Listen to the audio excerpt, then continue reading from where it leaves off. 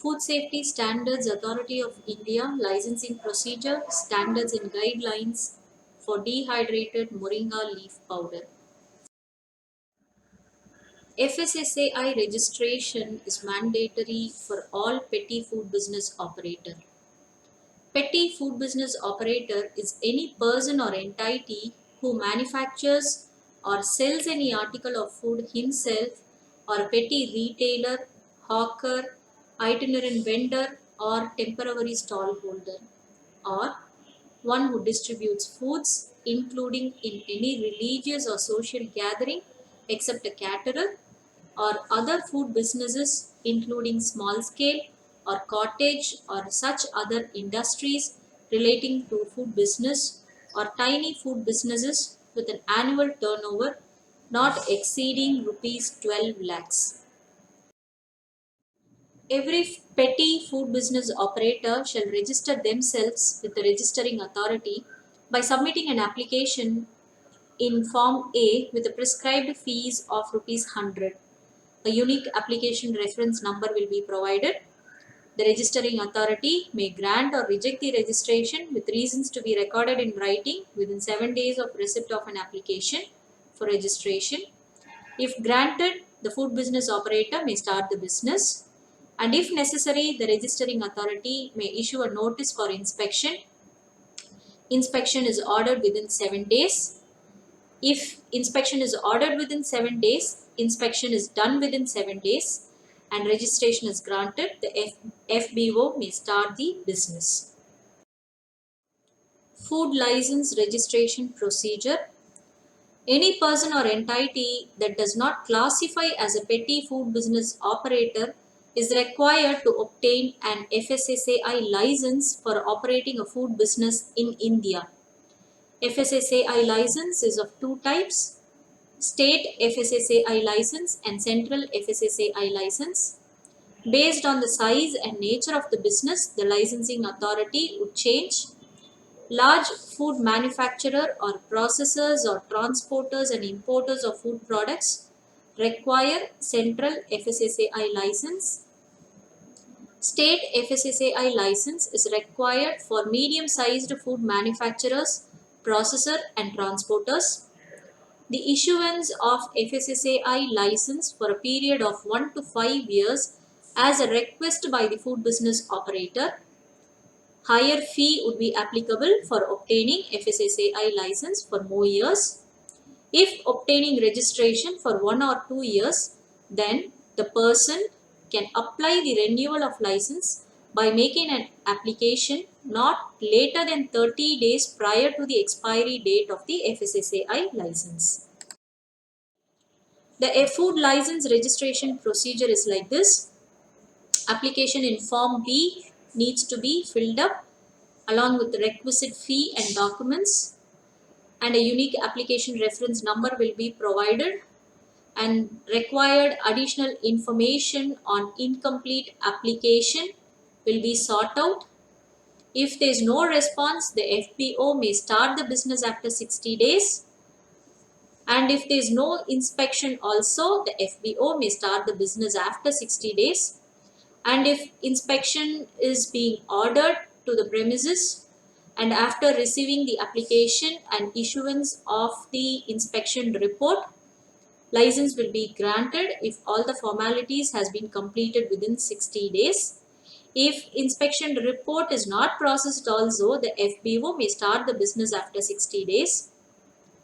Suppose if there is some improvement notice or suspension or cancellation, fresh application after 90 days has to be processed in a similar manner. So now we will be seeing the FSSAI standards and guidelines specific to dehydrated moringa leaf powder.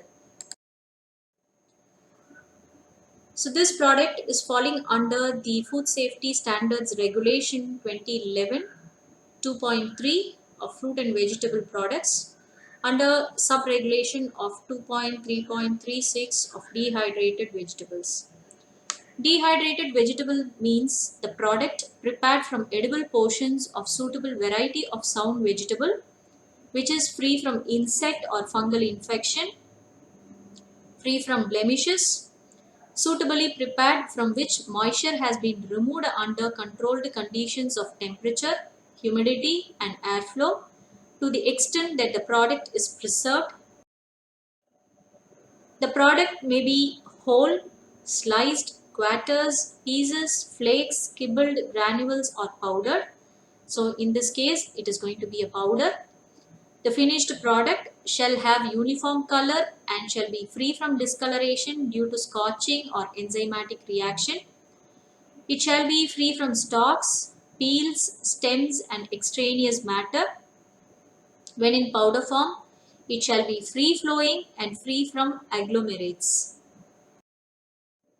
Further, the product shall meet the requirements as given in the table below.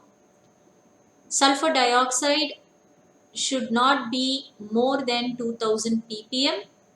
The moisture content of the product should not be more than 7%, and the product should test negative for peroxidase. The product may contain food additives permitted in these regulations, which is given in Appendix A of the FSSR 2011 manual. Anti-caking agents such as carbonates of calcium and magnesium, either singly or in combination, should not be more than 2% maximum. And as already stated, sulfur dioxide, which is added as a preservative, should not exceed 2000 ppm. The product shall conform to the microbiological requirements given in Appendix B of the Food Safety Standards Regulation 2011. The total plate count not more than 40,000 per gram. Yeast and mold count positive in not more than 100 count per gram. Flax or organism. This is specifically for fruits and vegetable beverages.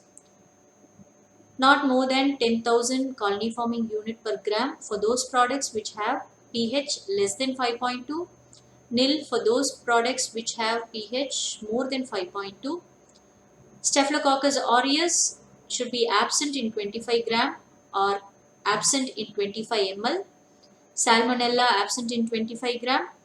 Shigella absent in 25 gram. Clostridium botulinum absent in 25 gram. E. coli absent in 1 gram. Vibrio cholerae absent in 25 gram. Coming to the general hygienic and sanitary practices to be followed by food business operators. Sanitary and hygienic requirements for food manufacturer, processor and handler are as below. The place where the food is manufactured, processed or handled should comply with the following requirements. The premises shall be located in a sanitary place and free from filthy surroundings and shall maintain overall hygienic environment. All new units shall set up away from environmentally polluted areas. The premises to conduct food business for manufacturing should have adequate space for manufacturing and storage to maintain overall hygienic environment. The premises shall be clean, adequately lighted and ventilated, and sufficient free space for movement. Floors, ceilings, and walls must be maintained in a sound condition. They should be smooth and easy to clean with no flaking paint or plaster. The floor and skirted walls shall be washed as per requirement with an effective disinfectant. The premises shall be kept free from all insects. No spraying shall be done during the conduct of business, but instead fly swats or flaps should be used to kill spray flies getting into the premises. Windows, doors and other openings shall be fitted with net or screen as appropriate to make the premise insect free. The water used in the manufacturing shall be potable, and if required, chemical and bacteriological examination of the water shall be done at regular intervals at any recognized laboratory. Continuous supply of potable water shall be ensured in the premises. In case of intermittent water supply, adequate storage arrangement for water used in food or washing shall be made. Equipment and machinery, when employed, shall be of such design which will permit easy cleaning. Arrangements for cleaning of containers, tables, working parts of machinery, etc. shall be provided. No vessel, container, or other equipment, the use of which is likely to cause a metallic contamination injurious to health, shall be employed in the preparation, packing, or storage of food. Like your copper or brass vessels shall have proper lining.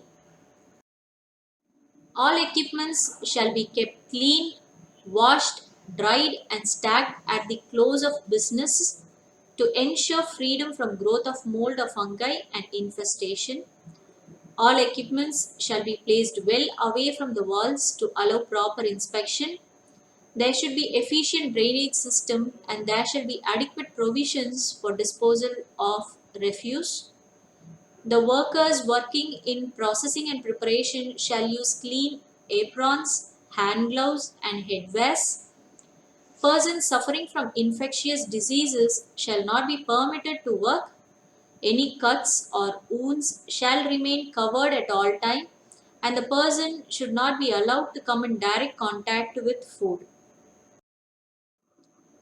All food handlers shall keep their fingernails trimmed, clean, and wash their hands with soap or detergent and water before commencing work and every time after using toilet.